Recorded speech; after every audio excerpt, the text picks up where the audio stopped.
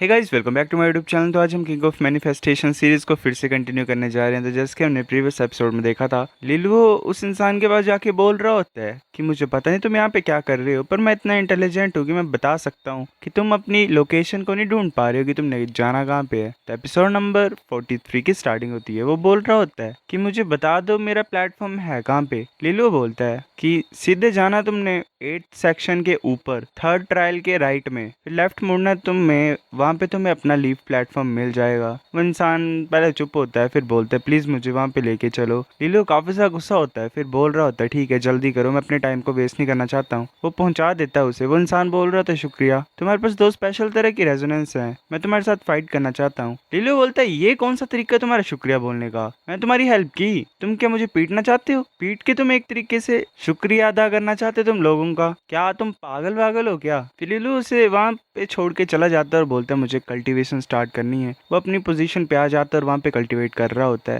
वो सोच रहा होता है कितना ज़्यादा अच्छा फील हो रहा है मुझे यहाँ पे। जो रेजोनेंट पावर है वो ज़्यादा फास्ट तरीके से चल रही है मेरी बॉडी में। मेरे को रिजल्ट्स का काफ़ी ज़्यादा बेसब्री से इंतज़ार है इस कल्टीवेशन के बाद जो होगा मेरे साथ। फिर ऐसी जो एनर्जी थी वो हर एक लीफ के ऊपर कंसंट्रेट होने लग पड़ी। ऐसा लग रहा था कि अलग अलग तरह के जो एनर्जी वर्लपूल्स थे वो अलग डिफरेंट साइज के बन गए थे पत्तों पे। सभी जो स्टूडेंट्स थे वो अपनी कल्टीवेशन में चले गए थे। शैन बोल रहा होता है, हमें शैन दिखाई देता है। वो बोल रहा था मिस जी, क्या लिलियो तुम्हारा सेटिस्फैक्ट्री स्टूडेंट है? उसके पास दो टाइप्स की रेजोनेंस है। जी चुप होती है। शैन फिर बोल रहा होता है कि उसकी जो सेकंड रेजोनेंस है वो 4th या 5th ग्रेड पे है। वो ड्यूस बाइजवान के अगेंस्ट में जीत गया था क्योंकि उसके पास कुछ क्रिएटिव मूव्स थे। जी बोल रही होती है कि इससे तुम्हें कोई मतलब ही नहीं है, शैनजिन जाओ अपने काम से काम रखो। तो दूसरा होता है वॉयलेट मेंटर, वो हंस पड़ता है। शैन बोल रहा होता है मैं सिर्फ तुम्हारे लिए फिक्र कर रहा हूँ मिस जी, क्योंकि तुम इतने ज्यादा एक्सपीरियंस टीचर नहीं हो। जब स्काई मिरर पगोडा द्वारा ओपन होगा तो मुझे ये डर है कि तुम हार जाओगे एक और अपॉर्चुनिटी को। जी बोल रही होती है कि मुझे तुम्हारे लिए बुरा लग रहा है, मतलब शैनजिन जाओ, अगर तुमने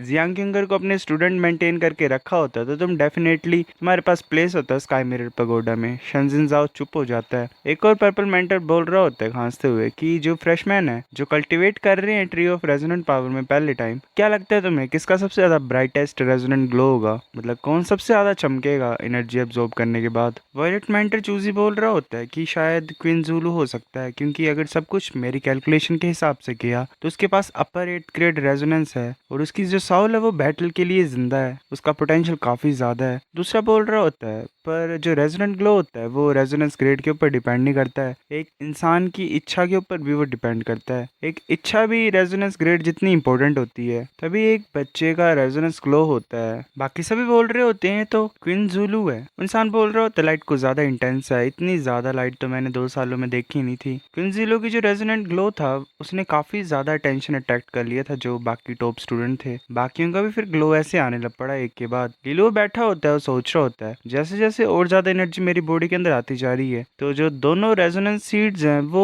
वाइब्रेट हो रहे हैं काफी ज्यादा। जो मेरे रेजोनेंस सीड्स हैं वो साथ में ही रिस्पॉन्ड कर रहे हैं बाहर की एनर्जी से। क्या ये है रेजोनेंट ग्लो? फिर हमें एक और पर्पल जेड लीफ प्लेटफॉर्म दिखाई देता है। यूलांग वहां पे बैठा होता है, सोच रहा होता है कि जो रेजोनेंट ग्लो है वो अभी भी अपेयर नहीं हुआ है। 6th ग्रेड रेजोनेंस तो काफी ज्यादा कम है, मेरे को अपने अल्टीमेट मूव को निकालना पड़ना है। मैं यूलांग, मैं मेरे पास 8th ग्रेड रेजोनेंस है, मैं सबसे ज्यादा फास्टेस्ट इंसान बनूंगा इस जिंदगी में। मतलब वो ऐसे बार बार एक तरीके से अपने आप को कन्विंस कर रहा होता है कि मेरे पास 8th ग्रेड रेजोनेंस और मैं फास्टेस्ट बनूंगा। अपना एम्बिशियस मतलब एम्बिशन दिखा रहा होता है वो खुद को ही। फिर ऐसे बार बार वही चीज रिपीट करने के बाद उसका रेजोनेंट ग्लो आ जाता है। एक मेंटर बोल रहा होता है ये ग्लो ये तो यूलांग का है, ये तो ड्यूस बाइजवान और बाई डाउडाओ के कंपैरिजन में है। दूसरा बोल रहा होता है कि मुझे याद है कि यूलांग के पास तो 6th ग्रेड विंड रेजोनेंस थी, मैं तो ये सोच रहा था कि वो कभी ट्रिगर ही नहीं कर पाएगा रेजोनेंट ग्लो को। इसकी लाइट तो अजीब सी है थोड़ी सी, शायद इसने बिलीफ से ये ट्रिगर की है। इसका टैलेंट एवरेज है पर इसकी विल पावर कुछ ज्यादा स्ट्रॉन्ग है। तभी जीव हैरान हो जाती है, सोच रही होती है लिलियो को एक्चुअली में 2 रेजोनेंट ग्लो आए। दूसरा मेंटर बोल रहा होता है काफी ज्यादा रेयर साइट है ये। शान बोल रहा होता है कि 2 पर लाइट काफी ज्यादा कम है क्विंजूलो के कंपैरिजन में। जियांग क्यूंगर को तो छोड़ ही दो, ये बस 8th ग्रेड रेजोनेंस कल्टीवेटर के इक्वल में है। फिर हमें रेजोनेंट ग्लो ऐसे मतलब जो था वो 10 मिनट तक चला। बाइडाडो सोच रही होती है तो कुछ ज़्यादा नाइस है। जो रेजोनेंट ग्लो उसने मेरी पावर को काफ़ी ज़्यादा इम्प्रूव किया है। ये एक तरीके से बराबर है कि एक मंथ में मैं कितना कल्टीवेट कर पाती थी। वो फिर हैरान होकर सोच रही होती यूलांग की तरफ देख के कि इस इंसान ने भी ग्लो को ट्रिगर किया।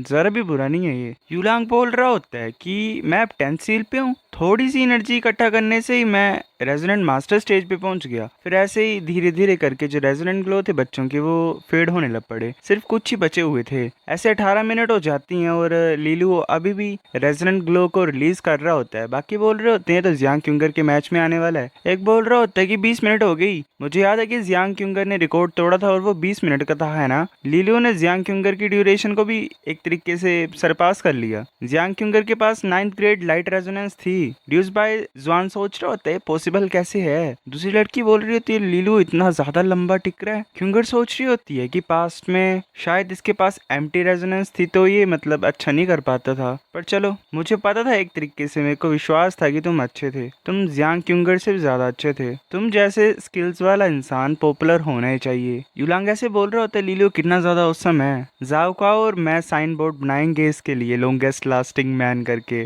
बाय डाउडाओ बोल रही होती है ये सही आइडिया नहीं है, लोग गलत समझेंगे। ऐसे जो पांचों वायलेट वाइब्रेंस मेंटर थे वो चुपचाप देख रहे थे और जो नए स्टूडेंट्स थे उन्होंने काफी ज्यादा शोर शराबा मचाया हुआ था। मेंटर्स ऐसे लीलू की तरफ देख रहे थे। सभी ये देखना चाहते थे कि कितना ज्यादा लंबा लीलू टिक सकता है। ऐसे सभी चुप होते हैं। फिर ऐसे और 10 मिनट पास हो जाते हैं। लीलू का जो रेजोनेंट ग्लो था वो बस स्ट्रॉन्ग ही होता जा रहा था। एक और 10 मिनट पास होने के बाद ही जो रेजोनेंट ग्लो था वो थोड़ा सा कम लाइट होने लग पड़ा और पूरी तरीके से फेड हो गया। टोटल 40 मिनट तक लीलू टिका था। बच्चे बोल रहे होते हैं कि 40 मिनट, ये तो जियांग क्यूंगर से डबल है। ये एक अलग सा रिकॉर्ड है होली स्टार कॉलेज में। जो सेकंड प्लेस वाला था वो तो डस्ट पे रह गया, मतलब जियांग क्यूंगर तो कुछ भी नहीं है। फिर ऐसा लग रहा है कि ये रिकॉर्ड कभी टूटेगा ही नहीं। जी बोल रही होती है मैं ये गैस कर सकती हूँ कि कुछ ना कुछ स्पेशल है लीलू की डुअल रेजोनेंस के लिए।